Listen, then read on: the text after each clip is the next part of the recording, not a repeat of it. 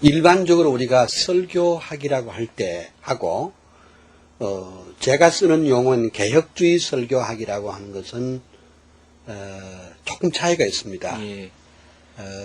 그냥 일반적인 의미에서 설교학이라 하면 설교를 어떻게 기술적으로 잘할 것인가 여기에 초점이 맞춰 있다면 개혁주의 설교학이라고 하는 것은 보다 성경을 어떻게 하나님의 계시사적으로 또는 구속사적으로 성경신학적으로 옳게 보아서 하나님의 말씀이 본래 하나님께서 말씀하시고자 하는 그 뜻이 오늘의 청중들에게 바로 증거될 수 있을 것인가 이런 뜻에서 제가 쉽게 말하자면 칼빈주의적인 시각에서 본 설교학이라고 할는지 또는 개혁주의 시각에서 본 설교학 이렇게 제가 말씀을 드릴 수 있습니다. 이 용어를 맨 처음 쓴 사람은 옛날에 한 세기 전에 화란의 깜쁜 신학대학의 설교학 교수였던 훅스트라 박사가 쓴 책 가운데 화란 말로는 흐르프미어르드 호밀레틱 이란 말을 처음 썼습니다. 개혁주의 설교학. 그래서 저도 제 책 제목을 개혁주의 설교학이라 이렇게 했습니다. 성경은 그냥 명심보감이나 무슨 사서삼경 같은 그런 책이 아니라 성경은 하나님의 말씀입니다. 그 성경이 하나님의 말씀이기 때문에 하나님께서 이 성경을 해서 말씀하시고자 하는 그 본 뜻이 무엇인가? 다시 말씀드리면은 하나님의 이 성경 속에 나타난 하나님의 웅장한 계시의 그 역사를 잘 추적해가지고 그것을 오늘의 청중들에게 가감없이 분명한 메시지가 되어서 이 말씀이 증거될 때 상한 심령들이 구원을 얻고 또 죽었던 영혼들이 다시 살아나는 그런 그 역사가 또 능력이 나타날 수 있도록 하는 것이 바로 개혁주의 설교학이라 저는 그렇게 말씀드릴 수가 있습니다. 사실은 이제 우리가 신학은 크게 나누어서 이제 네 부분으로 나눌 수 있습니다. 첫째는 이제 성경신학이 있고, 그 다음에 이제 교의신학, 그 다음에 세 번째는 역사신학, 마지막에 이제 실천신학인데, 이 실천신학에는 많은 그런 그 학문의 분야가 있습니다. 우선 제가 분류해 놓은 대로 보면은 실천신학에는 우선 목회학이 있고, 그 다음에 설교학이 있고, 그 다음에 예배학, 그 다음에 전도학 또는 선교학, 그 다음에 최근에 발전된 평신도신학, 그 다음에 목회 상담학, 그 다음에 기독교 교육학, 또 교회 행정학, 또 교회 성장학, 그 다음에 응용신학, 기독교 생활론 등 한 10대까지가 모두가 다 실천신학에 속한다고 볼 수가 있습니다. 그런데 이제 이 실천신학이라고 하는 것은 2000년 기독교 역사를 살펴보면은 가장 대접받지 못한 변두리 학문이었습니다. 왜냐하면 사람들 그동안 이제 신학의 발전이 굉장히 스콜라스틱하고 또 이론 중심의 신학을 했기 때문에 실제적으로 설교하고 전도하고 교육하는 것은 그것은 실천만 하면 되는 것이지 그것을 무슨 그렇게 학문적으로 그렇게 발전시킬 가치가 없다 이런 식으로 생각을 했었습니다. 그런데 이제 1960년대에 와서 실천신학에 대한 새로운 눈이 전 세계 학계에 눈을 뜨게 되었습니다. 우선 하나 생각해 볼 것은 2차 세계대전이 끝나고 난 다음에 유럽의 많은 국가들은 이런 생각에 잠겨 있었습니다. 왜 우리 교회가 서로 연합하지 못하고 분열되어 있고 서로 싸우며 서로 시기하며 질투한가. 그래서 우리는 교회가 하나 돼서 연합해서 정말 하나님의 교회를 바로 세우고 선교적인 목표를 달성해야 되겠다. 이렇게 해서 지금까지 그 신학 운동에 대해서 반성을 하기를 시작을 했습니다. 그러다가 보니까 교회 성장과 선교를 하려다 보니까 그동안 별로 관심을 못 기울였던 이 실천신학에 대한 관심이 점점 높아지기 시작했습니다. 교회가 성장하고 부흥하려면은 제일 중요한 것이 설교를 어떻게 하면 잘할 수 있는가? 교육을 어떻게 하면 만족스럽게 잘할 수 있는가? 목회 기술은 어떻게 하면 잘할 수 있는가?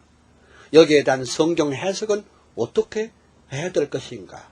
등등에 대해서 사람들이 관심을 갖게 됐는데, 그 1960년대 초에 그 독일의 신학자 루돌프 보런이 그 스위스의 그 아르곤이라는 도서관에서 뭘 발견했는가 하니 그 19세기에 있었던 그 슐라엘 마하의 책 한 권을 발견했습니다. 그 책 이름이 뭔가 하니까 독일 복음교회에 있어서 실천신학이라는 책 한 권을 발견했습니다. 물론 슐라엘 마하는 자유주의자입니다. 우리가 받을 수 없는 그런 신학적 입장을 가진 사람입니다.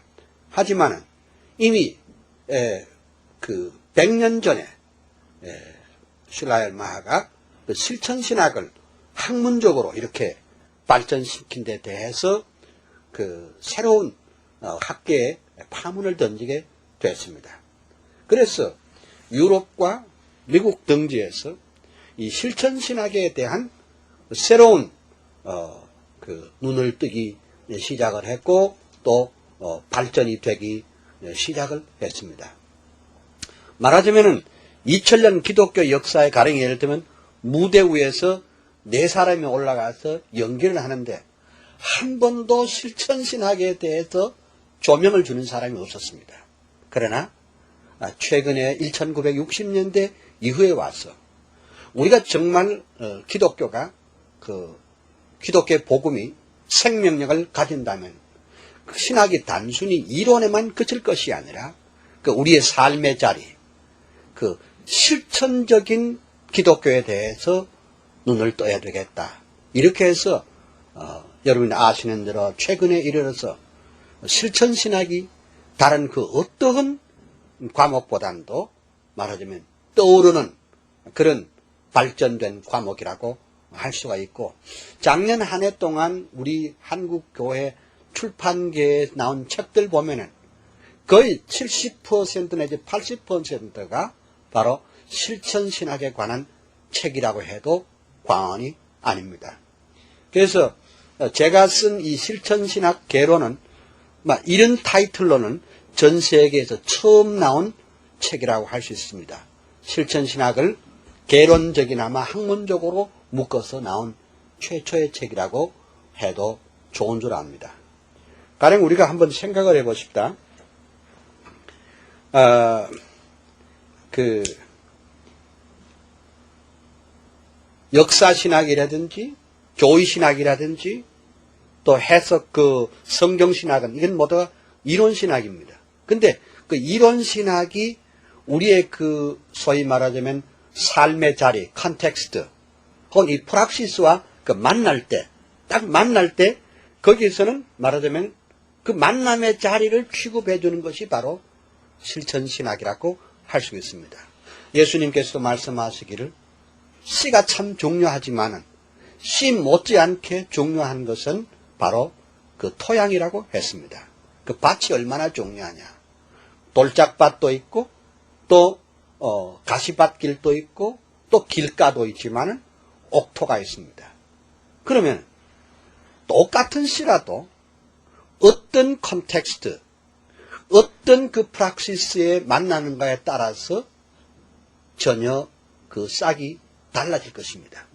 마찬가지로 똑같은 생명의 복음을, 이 복음 자체를 연구하는 것을 이론신학이라면, 실천신학이라는 것은 이 씨와 그리고 밭을 동시적으로 말하자면 생각을 해보고, 씨와 밭에서 일어나는 그 상관관계를 동시적으로 연구하는 것이 실천신학이라, 이렇게 볼 수가 있습니다.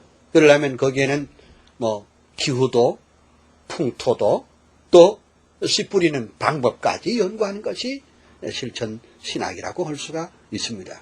가령 예를 들면은 꽃 같은 성경을 가지고 설교를 할 때도 그 청중의 수준이 어떠냐, 또 그 청중의 그 입장이 어떠냐, 그 다음에 그 청중의 어느 부류에서 모였느냐, 아침이냐, 저녁이냐, 밤이냐, 또 어느 나라냐 따라서, 또 학력에 따라서 그 전달 방법이 달라질 수도 있을 것입니다.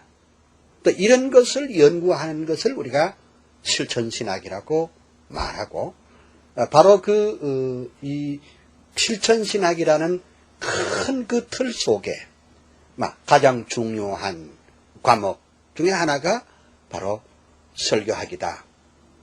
여러분도 이렇게 이해하시면은 가장 정확하지 않을까, 이렇게 생각이 되어지네요. 성경을 우리가 살펴보면은,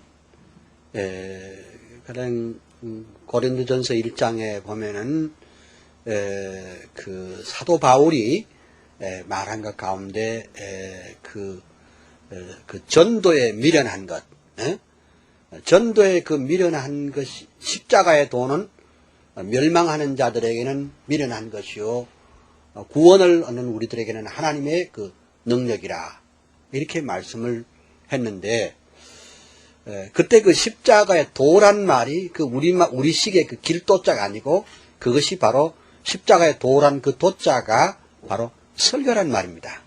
십자가의 설교가 그 미련한 자들에게는 믿지 않는 사람들은 참 미련한 것이지만 구원을 얻는 우리들에게는 하나님의 그 능력이라고 말씀을 했고요. 그 다음에 이제 그 사도행전 6장에 보면은 그 사도들이 회의를 하면서 이런 말씀을 했습니다. 그때 당시에 초대교회가 그 한참 그 어려움을, 헬라파 유대인들과 히브리파 유대인들의 그 알력으로 막 어려움을 당하고 있을 때 이런 말을 했습니다. 우리가 하나님의 말씀을 제쳐놓고 공개를 일삼은 것이 옳았었던가 하는 이런 질문을 제기합니다. 그러니까 구제도 좋고 다 좋지만은 교회에서 가장 중요한 것은 하나님의 말씀이다. 이것이 이제 그 초대교회 사도들의 이해입니다. 그 뒤에 보면은 사도행전 그 6장 4절 이후에 보면 뭐라고 하는 거니까, 우리는 기도하는 것과 말씀 전하는 것을 전무하리라 그랬어요. 기도하는 것과 말씀 전하는 것을 전무하리라. 그러면 우리 목회자들의 가장 큰 지상의 사명이 무엇이냐? 그것은 하나님의 말씀을 증거하는, 설교하는 것과 기도하는 것을 가장 중요하게 생각했다. 이것이 초대교회 사도들의 이해였습니다. 그리고 이것을 보고 그 사도행전 6장 7절에 그 의사 누가가 이 초대교회 형편을 이해하면서 뭐라고 그랬는가 하니까, 하나님의 말씀이 왕성하여지더니 예루살렘에 있는 제자의 수가 더 심히 많아지더라, 이렇게 말했습니다. 다시 말씀 올리면 그 교회의 그 성장의 기본 틀이 뭐냐, 뭐 요새 많은 그런 그 교회 성장의 비법들이 많이 나옵니다. 요새는 뭐 교회 성장의 방법이란 말을 쓰는 사람도 있지만은 교회 교회 성장의 병법이라 이렇게 말하는 사람까지 있게 되었습니다. 그래서 뭐 여러 가지 방법이 뭐 많이 등장이 됩니다. 무슨 뭐 제자 훈련 방법도 있고 무슨 뭐 전도 훈련 방법도 있고 뭐 무슨 여러 가지 방법이 있지만은 성경이 우리에게 제시한 방법은 뭐냐? 하나님의 말씀이 왕성하여지기 때문에 예루살렘에는 제자의 수가 더 심히 많아졌다고 했습니다.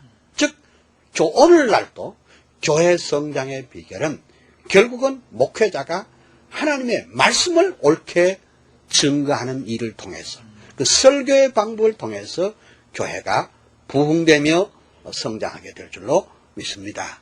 이것이 일반적으로 말하자면은 초대교회 사도들의 인식입니다.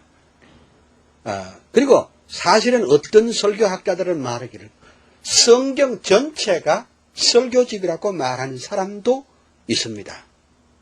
왜냐하면 특별히 신약 성경에 있어서 사도 바울의 편지라든지 그 다음에 다른 사도들의 편지는 그건 뭡니까? 당시에 회람 문서로서 소위 말하면 기록된 설교입니다. 그러니까 사도들이 직접 가령 에베소 교회, 빌립보 교회 혹은 골로새 교회 못 가니까 그 편지를 써가지고 그 성도들에게 그 편지를 읽으면 그것이 곧 설교인 것입니다. 그래서 유명한 설교 신학자 포사이드는 말하기를 설교로서 교회가 일어서기도 하고 설교 때문에 설교가 잘못됨으로 말미암아 교회가 쇠퇴하기도 한다.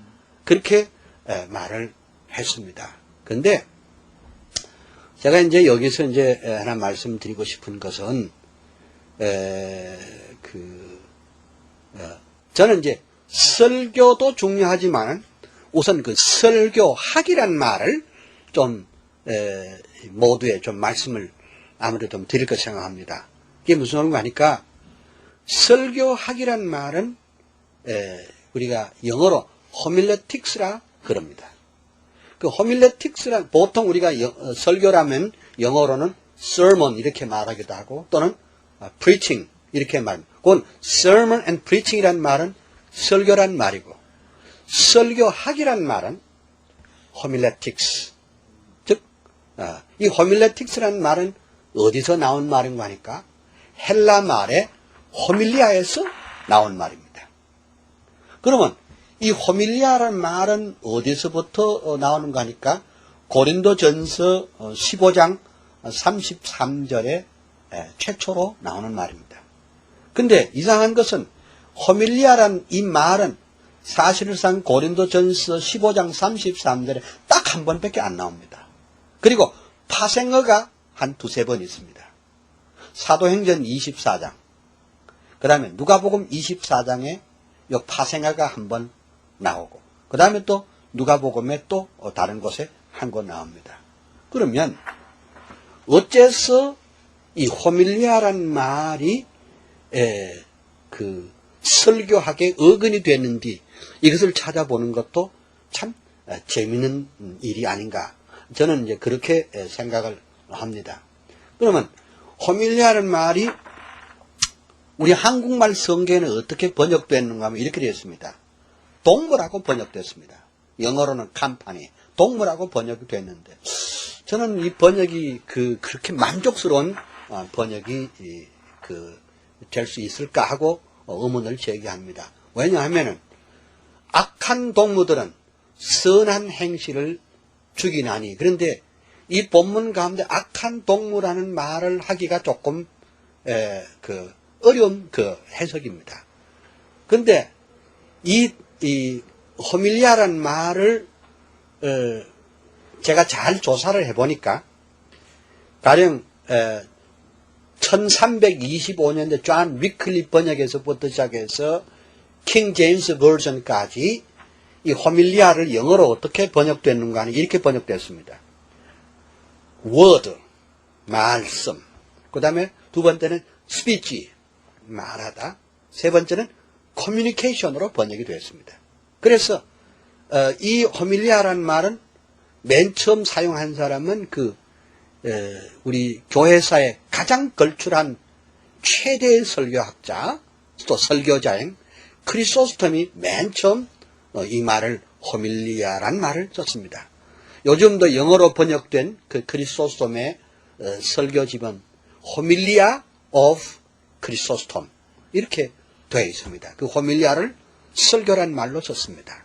그래서 영어 성경 전부를 다 살펴보면은 word and speech and communication 이렇게 번역이 됐습니다. 근데 이상하게 최근에 번역된 Revised Standard Version이라든지 또 New King James Version이라든지 이런 번역에서는 전부 다 우리 성경같이 간판이 동무로 친구로 번역이 된 것으로 알 수가 있습니다. 그러나 본래 이 호밀리아의 원뜻은 무슨 뜻인가 하니까 사실은 word and speech communication에 더 가깝고 그것을 사전적으로 이해하면 그 호밀리아라는 말의 뜻이 무슨 뜻인가 하니까 come together 같이 모인다 그런 뜻도 있지만 또한 meeting 서로 만난다의 뜻을 가지고 있습니다. 그럼 저는 여기서 아주 그 초대 그 교회 지도자들 예를 들면 크리소스톰이나 어거스틴 같은 사람들이 설교를 호밀리아라고 왜 쓰느냐 하니까 바로 설교라는 것은 만남이다. 무슨 뜻인가 하니까 하나님과 그의 백성 사이를 만나게 해주는 것이 설교다. 요즘 우리 한국교회는 정말 이 설교가 잘못되어 가고 있다. 나는 이렇게 보고 있습니다. 무슨 말인가 하니까 하나님의 말씀을 그냥 한 구절 읽어 놓고서 자기 하고 싶은 말을 다 하고 자기 경험담이나 늘어놓는 이런 설교의 유형 이것은 진정한 의미에서 설교라고 할 수 없습니다. 성도들이 와서 목사님을 만나고 가거나 장로님을 만나고 가도록 하는 것은 그것은 설교일 수가 없습니다. 설교라는 하는 건 뭐냐? 요한 칼빈이나 아브람 카이퍼도 뭐라고 말하는가? 설교라고 하는 것은 하나님과 그의 백성 사이를 만나게 해주는 거란 말이죠. 마치 예배가 무엇이냐 이렇게 물을 때 예배라고 하는 것은 하나님과 그의 백성을 만나는 것을 예배라고 한다면 설교도 마찬가지입니다. 설교라고 하는 것은 하나님과 그의 백성 사이를 서로 만나는 것을 우리는 설교라고 한다. 이렇게 볼 수가 있습니다. 그런 의미에서 보면은 여러분들이 잘 아시겠지만은 사도 바울은 뭐라고 그랬는가 하니까 내가 너희를 그리스도에게 중매함이라 그렇게 말했거든요. 그러니까 설교는 어떤 의미에서 중매쟁이 역할입니다. 그러니까 설교자는 곧 중매쟁이입니다. 그 중매쟁이가 뭡니까? 신랑도 잘 알고 신부도 잘 알아야 그 중매를 시켜줄 수가 있지 않겠습니까? 가령 예를 들면 중매쟁이가 신랑이 키가 조금 안 한데 신부한테 말하면서 신랑이 키가 막 1m 한 80 된다. 막 그렇게 거짓말을 한다든지 신부가 무슨 그렇게 이쁘지도 않는데 그냥 배우처럼 탤런트처럼 예쁘다 그렇게 말한다든지 학력은 중졸밖에 안 됐는데 무슨 대학원 출신이라 이런 식으로 말한다면 그것은 위선이요 거짓말하는 그런 중매쟁이가 될 수밖에 없습니다. 그래서 양쪽을 정확하게 알아가지고 정확하게 소개해 주는 것이 이것이 중매자의 역할입니다. 내가 너희를 그리스도에게 중매함이라. 다시 말하자면 그래서 만나게 해준다는 그런 의미가 되겠습니다. 또 이런 거 있죠. 중매를 하는데 신부는 예를 들면 우리 총신대학에 오라고 그러고 또 신랑은 한양대학으로 오라 그러면 두 사람이 어떻게 만날 수 있습니까? 또 장소는 같다 할지라도 신랑은 오전 9시에 오르고 신부는 오후 9시에 오라 그러면 두 사람 사이에 어떻게 만남이 있겠습니까? 그러니까 같은 시간 같은 장소에서 말하자면 그 양쪽을 다 알 수 있도록 소개를 해야 그것이 중매쟁이의 역할이라고 저는 생각을 합니다. 다시 말하자면 하나님은 어떤 분인가? 다른 예를 들면 우리가 흔히 말하는 God is good. 하나님은 선합니다. 하나님은 착합니다. 그러나 하나님은 선하신 분이기도 하지만은 하나님은 죄를 미워하시는 분인 것을 정확하게 가르쳐야 되죠. 어떤 사람은 하나님은 절대자입니다. 물론 하나님은 절대자인 것도 사실이지만 그는 우리의 창조주이시고 구속주이고 심판주라는 사실을 정확하게 가르쳐 줘야 됩니다. 우리 하나님께서는 우리들을 사랑하셔서 아들을 십자가에 내어줄 수 있도록 우리를 사랑하시고 또 우리를 구속하여 주신 그런 하나님이시고 그리고 그 일을 위해서 정말 오래전에 선지자를 파송해서 메시아가 오실 것을 약속하시고 그 약속하신 것을 때가 이름에 지켜주시는 그 언약의 하나님인 것을 명백하게 가르쳐야지. 하나님은 우리에게 복이나 주고 우리가 잘 먹고 잘 살기 위한 그런 하나님으로 소개했다. 그런 설교는 잘못된 설교입니다.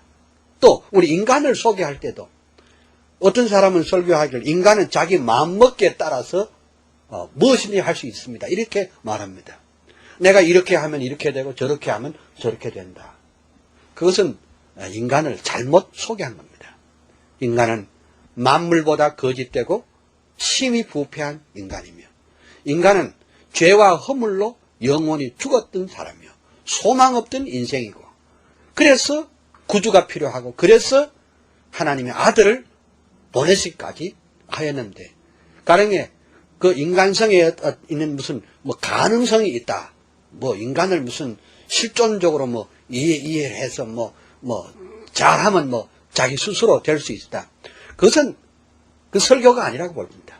그것은 말하자면 어떤 의미에서 철학이나 그 인본주의적인 세계관을 가르칠 수 있고 그 다음에 무슨 복받는 비결을 가르치는 무슨 그런 수준의 메시지라고 할 수 있을지 몰라도 그것은 진정한 의미에서 설교라고 할 수 없습니다. 설교라고 하는 것은 우리의 구주이시며 우리의 창조주이시며 심판주이신 그 인격적인 하나님을 오늘을 살아가는 우리 죄인들의 인생들에게 바로 증거하고 또 인간은 자기 힘으로 구속함을 받을 수 없고 자기의 어떤 노력으로 구속함을 받을 수 없고 참 하나님의 거저 주시는 은혜로 말미암아 구속함을 받을 수밖에 없다는 것을 명쾌하게 설교해야 그것이 바로 설교고 그런 의미에서 설교학을 그 호밀리아라는 단어에서 찾은 것은 대단히 잘된 일이며 또 제가 여러분들에게 이번 그 강의 등에서 왜 개혁주의 설교학을 학이란 명칭을 붙였는가를 여러분들이 이해를 하신다면 참 좋겠습니다. 대강 우리가 이 설교학이라는 그 말 뜻을 좀 제가 설명을 하겠습니다.